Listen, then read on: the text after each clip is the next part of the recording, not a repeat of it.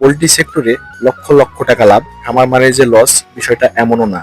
100 piece মুরগির একটা হিসেব আপনাদের সামনে তুলে ধরবো। 140 কেজি ফিট খাইছে, সেই হিসেবে আমি কিন্তু 200 টাকা ধরে রাখতে পারি, বেশি বাজার পেলে আরো বেশি লাভ হতো। আজকের ভিডিওটি না টেনে সম্পূর্ণ দেখলে আপনারা বুঝতে পারবেন খামার করলে আপনি আসলে লাভবান হতে পারবেন নাকি লসের ভাগে পড়বেন। তো চলুন কথা না বাড়িয়ে আজকের মূল ভিডিও শুরু করা যাক। আসসালামু আলাইকুম। দেশ ও দেশের বাইরে থেকে এই মুহূর্তে যারা আমাদের প্রতিবেদনটি দেখছেন, শাফিন এগ্রোবিডির পক্ষ থেকে আমি ইলিয়াস আহমেদ রাজ সকলকে জানাই আন্তরিক অভিনন্দন ও শুভেচ্ছা। এখনো যারা আমাদের চ্যানেলটি সাবস্ক্রাইব করেননি তারা দয়া করে সাবস্ক্রাইব করে দিয়ে পাশে থাকা বেল বাটনটি অন করে দিন, যাতে করে পরবর্তীতে কোনো ভিডিও আপনি মিস না করেন। তো চলুন কথা না বাড়িয়ে আজকের মূল ভিডিও শুরু করা যাক। সম্মানিত দর্শক, আপনারা অনেকেই মুরগি পালনের আগেই লাভ লসের হিসেব করেন এবং হিসেব করে আসাটাই ভালো আমি মনে করি। অনেকেই বলেন পোল্ট্রি সেক্টরে লক্ষ লক্ষ টাকা লাভ, পোল্ট্রি সেক্টরে খামার করে 2 তলা 3 তলা বাড়ি করে ফেলেছেন। আবার অনেকেই বলেন খামার করে লাভ হয় না, পুরোটাই লস। তো আজকের ভিডিওটি না টেনে সম্পূর্ণ দেখলে আপনারা বুঝতে পারবেন খামার করলে আপনি আসলে লাভবান হতে পারবেন নাকি লসের ভাগে পড়বেন। খামার মানেই যে সবসময় লাভ করবেন বিষয়টা এমনও না, আবার খামার মানে যে লস, বিষয়টা এমনও না। আমি আজকে 100 পিস মুরগির একটা হিসেব আপনাদের সামনে তুলে ধরবো। 100 পিস মুরগি আমি পালন করেছি। এই ভিডিওটা যারা আপনারা পূর্বেও দেখেছেন তারা জানেন আমি বাচ্চা ওঠানো থেকে শুরু করে শেষ পর্যন্ত ভিডিও আপলোড করি। তো আজকে মুরগিগুলো মূলত আমি বিক্রি করে দিচ্ছি। আমার এইখানে আপনাদের হিসেব বোঝানোর জন্য 100 পিস মুরগি আমি আলাদা করে পালন করেছি।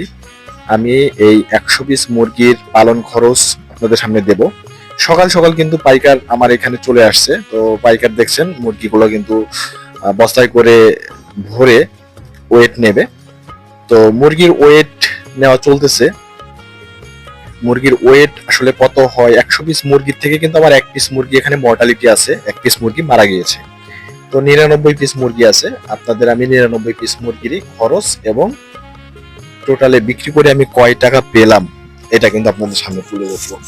আমি মুরগির বাচ্চাগুলো নিয়েছিলাম জুলাই মাসের 29 তারিখে। জুলাই মাসের 29 তারিখ মুরগির বাচ্চাগুলো নিয়েছি এবং আজকে কিন্তু সেপ্টেম্বর মাসের 1 তারিখ, অর্থাৎ আজকে মুরগির বয়স 34 দিনের শুরু, অর্থাৎ আমি কিন্তু 33 দিন পর্যন্ত খাওয়াইছি। আজকে তো সকালে নিয়ে চলেই যাচ্ছে, তো আজকের হিসেবটা বাদ যাবে। মুরগি আমি টোটাল পেলেছি 33 দিন। 33 দিনে আমার মুরগির ওজন কেমন আসছে সেটাও কিন্তু আপনাদের আমি এখন হিসেব করে বলে দেবো। মুরগির ওজন আসলে কত আসলো সেটা মাপার শেষে বলতে পারবো। এর আগে আমি আপনাদের একটা খরচের হিসাব দেব। একটা খরচ আসলে কত হয়েছে সেই হিসেবটা আমি আপনাদের দেব।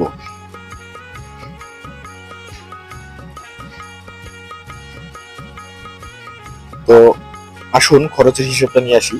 প্রথম আমি 29 তারিখ যখন বাচ্চা নিয়ে আসি, এই বাচ্চাগুলো আমি নিয়েছিলাম, তখন বাচ্চার বাজার মূল্য ছিল আপনার 40 থেকে 42 টাকা পার পিস।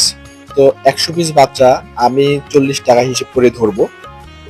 42 টাকা বাজার আসলে যারা সঠিক জায়গা থেকে কিনতে জানছে তাদের লাগে নাই। তো আমারও 42 টাকা হিসাব আমার করার দরকার নেই, আমি 40 টাকা হিসাব করবো। 40 টাকা হিসেবে আমার বাচ্চার 100 পিস বাচ্চার দাম আসবে 4000 টাকা। আর আমি যে ফিট খাওয়াইছি মুরগিগুলোকে তুলনামূলক অনেক কম খেয়েছে ভাই। 33 দিন বয়সে অনেক কম ফিট খেয়েছে। অনেকেই বলেন কিন্তু 38-40 দিনেও কেজি আসে না 800 গ্রাম। আবার কিন্তু 33 দিনে ম্যাক্সিমাম মুরগি কেজি ছিল, তবে গড়ে আবার কম হবে গড় করতে গেলে, কারণ সব মুরগি তো এক সমান হবে না, যেগুলো মুরগি সেগুলোর ওজন কম হবে। তো ফিট যেটা খেয়েছে সেটা আমি বলি, এই স্টার্টার ছোট ফিট এটা আমি খাওয়াইছি আপনার 34 কেজি ছোটটা। আর বড় ফিট গ্রোয়ার আমি 2 বস্তা পুরা খাওয়াইছি, আর 1 বস্তা থেকে আমার মাত্র 6 কেজি গেছে। তো টোটাল আমি হিসেব করে দেখেছি 140 কেজি ফিট খাইছে। 140 কেজি ফিডের আমার বাজার মূল্য বর্তমানে আমার বাসা পর্যন্ত আনতে 3240 টাকা খরচ হয়। তো সেই হিসেবে 140 কেজি ফিডের দাম আসে 9072 টাকা। এই গেল ফিডের এবং ঔষধ এবং ভ্যাকসিন সহকারে আমার সর্বসাকুল্যে আসছে 1175 টাকা। আমি কি কি ওষুধ ব্যবহার করেছি সেটা আমি ভিডিওতে বলে দিয়েছি, আপনারা অন্যান্য ভিডিওগুলো দেখলে বুঝতে পারবেন। আর এইখানে বৈদ্যুতিক একটা খরচ হিসেব করতে হবে আমার। তো এখন কিন্তু গরমের সময় আমার কিন্তু ইলেকট্রিক খরচ খুবই কম গেছে। আমি ব্রুডিং করেছি মাত্র 3 দিন তাপ দিয়েছি, তাও শুধুমাত্র দিনের বেলা দেওয়া লাগে না, রাত্রেবেলা দিয়েছি প্রথম 3 দিন। আর এরপর থেকে শুধুমাত্র একটা এলইডি লাইট জ্বালিয়েছি আমি।